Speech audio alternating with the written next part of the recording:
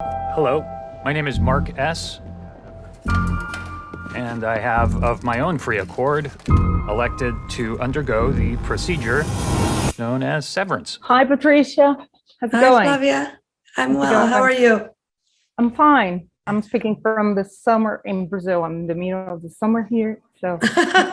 So Patricia, I was like reading the notes, the production notes, and I think I felt same as you when you read the script when I just watched it, the series. That I wasn't expecting anything, and it's like a blast, like it's a little bit science fiction, a little bit thriller. So I wish you could talk a little bit about how you felt, when you first read the script. Yeah. So at first, when I read it, I only got, I think, the first episode. And I had a lot of questions, obviously.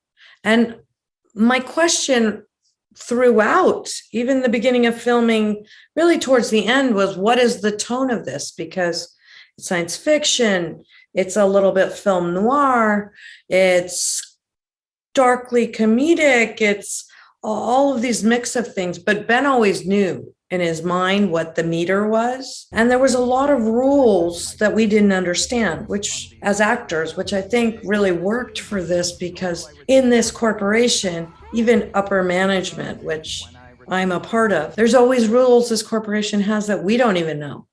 Somehow you're always breaking the rules and you don't ever know what they are exactly. So you're very structured on what you're doing.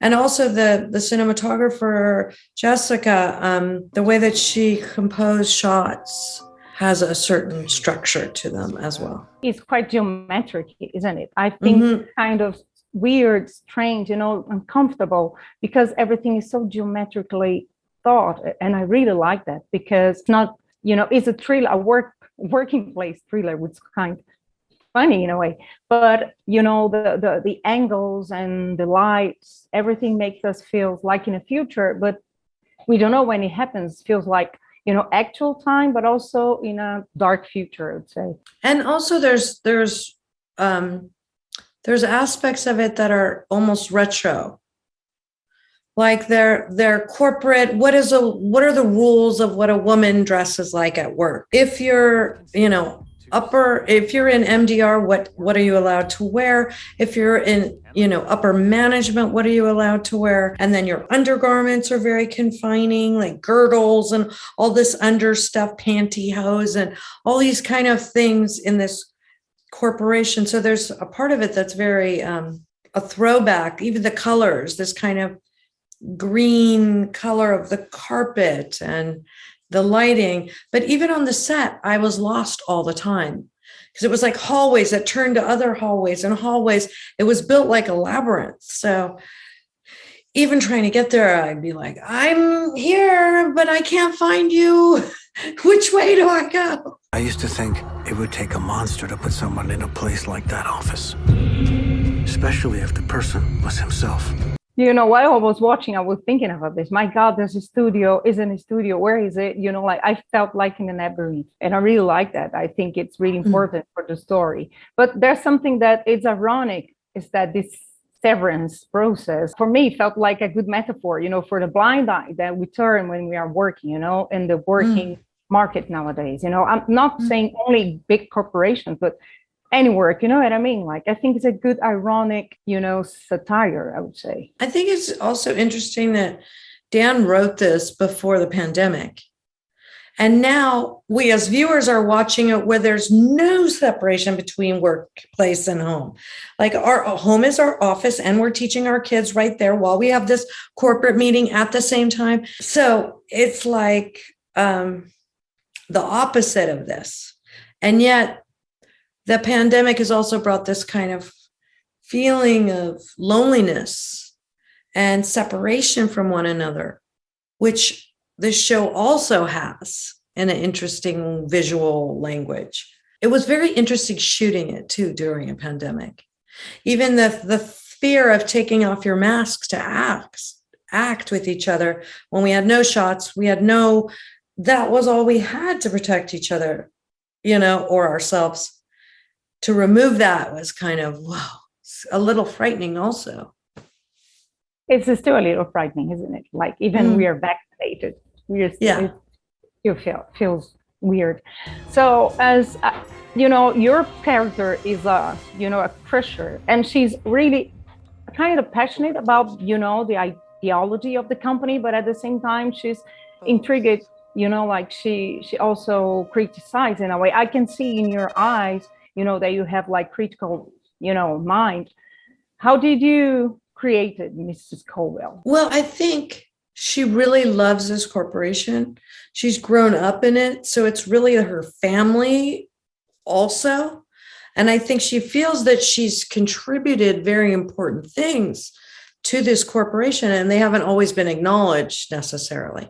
And I think even with this severance, she's looking at, as a scientist, at other aspects that aren't necessarily on the agenda of this corporation, but that she could have really incredible breakthroughs and help launch this corporation to somewhere a little higher, more important kind of scientific work. And that keeps getting shut down. So she's sort of doing some work on the outside fringes of it. And part of that is this research she's doing about a subject. And that subject is one of the employees. And in this other character that she creates to get closer to him, she starts trying out human behavior. What is it like to have a relationship and laugh with someone? Are we friends? What are friends like? And, how do I disarm you and make you feel like I'm warm and not a threat? And all of these things, but she's kind of playing with what is it to be human, really, in this other character. That's really the only space she feels free to, when she's completely alone or when she's there, to have any feelings, because you're not allowed to really have feelings at work other than punitive feelings of punishment or something that are allowed in this kind of structure. Nothing is what they say. But we do have feelings, isn't it? That's the tricky, Yeah. Yeah. You're not supposed to, but you do. They come up. And that's part of, I think, what she's looking at as a scientist. Feelings are supposed to be severed, but are they really severed? No, yeah. And that's why I think even if we are, still in the pandemic and working from home, like everything's mixed, the mentality is still work and, private life. And we are mixing a little bit more, but even though there's the philosophy of the company, and I think the, Severance as a series is still quite, interesting for us. You know what I mean? Like, because there's this separation mentality that sometimes we separate our human side, to do the work. And I think sometimes it's very hard to leave your home life there. And then you do feel like you're supposed to. Okay, we're not all getting severed, but I think we all feel like we're supposed to leave our home life somehow. And sometimes it bleeds through and we feel guilty about that. But as an actor, I've always felt guilty about my home life, that I'm not there with my kids when they were littler, or I felt guilty with my work life. I think we've all struggled with this work-home balance. And on the outside, this seems like a good idea and also a horrifying idea. I agree, especially being a woman. We are guilty all the time. Yeah, exactly. Thanks, Patricia. Thank you. It was so nice talking to you. What is it we actually do here?